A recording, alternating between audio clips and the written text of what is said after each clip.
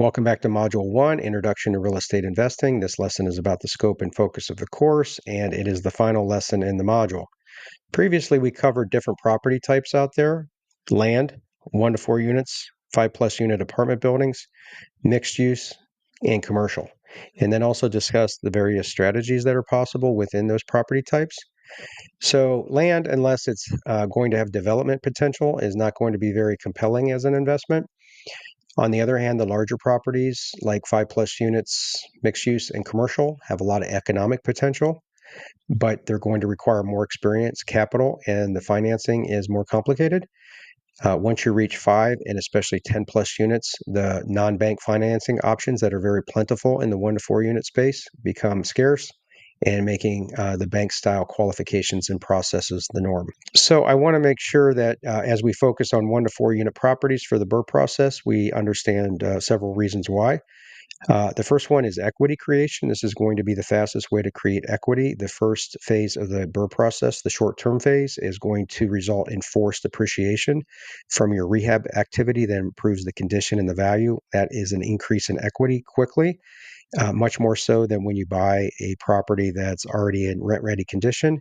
Your equity is going to grow much faster when you have the forced appreciation component instead of the market-based growth appreciation that's slower from a normal rental property. Also, we have an abundant supply of such 1 to 4 unit properties.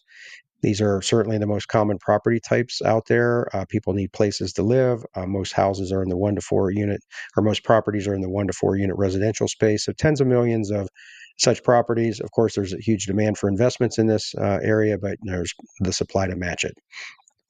We are going to have lesser amounts of capital required.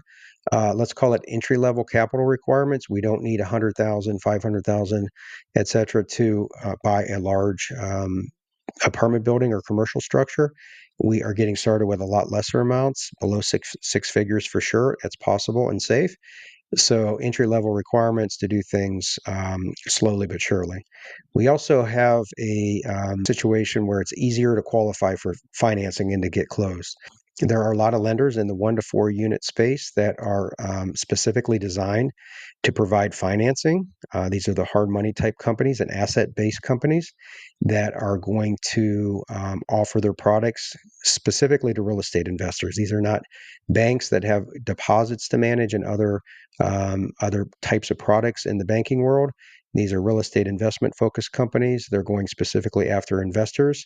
They have easy qualifications compared to banks, faster processes, easier to get closed, and the like. That doesn't mean it's perfectly easy and that you don't need things to qualify, but the market is there to supply the capital and to qualify much more easily than going through the banking world, which is kind of old school. Finally, it's just simply less complicated to manage these properties.